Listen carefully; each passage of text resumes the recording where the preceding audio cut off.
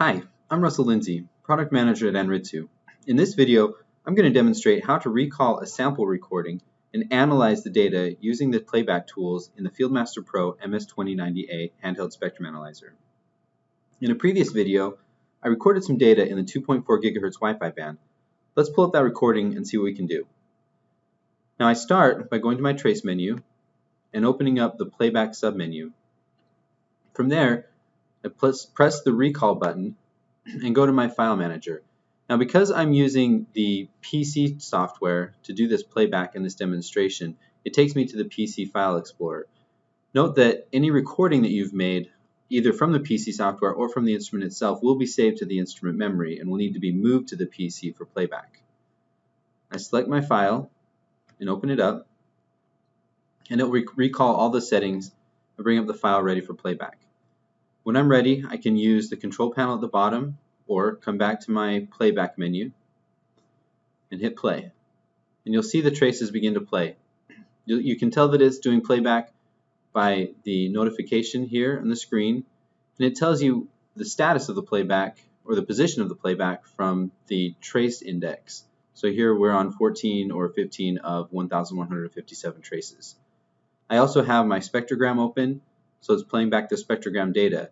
You'll note that it's playing back sort of slowly, and that's because we have a playback interval setting which defaults to 1 second. If I want to see that playback faster, I can always come here and set it to something smaller like 50 milliseconds. Now you see the playback speeds up quite a bit. I can turn spectrogram off if I want by going to the normal view. I can also add more traces by coming to my trace menu, selecting another trace, and I could make that a max hold trace, for example. So the great thing about recording sample data is that not only am I getting the trace data, but with the samples I can do special post-processing things, like in this case add a max hold trace. Now I can come back at any point, I can reset those traces to where they were and continue my playback as it was. Now if I go back to my playback menu here,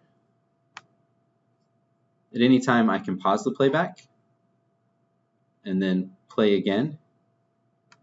I can also stop the playback, but if I were to do that, it would close the file and I would need to open it up again.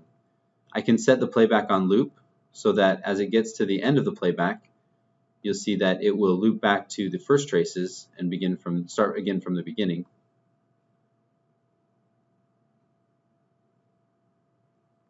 Or if I wanted to turn that off, when it got to the end, it would end the playback and close the file. I can open a tag table, and I'm going to talk about tags in a separate video.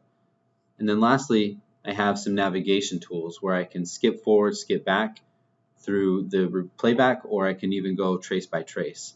And that's typically useful when you're in a pause mode. I can pause that and I can go trace by trace. You see as I push this next trace button, I'm incrementing by a single trace index, or I can go through multiple traces and go further on. I can also use my navigation bar to pick any point in the recording.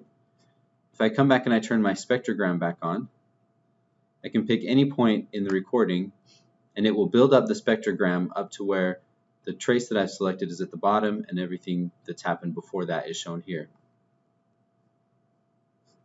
So that's how you recall a trace file and replay it on the MS2090A.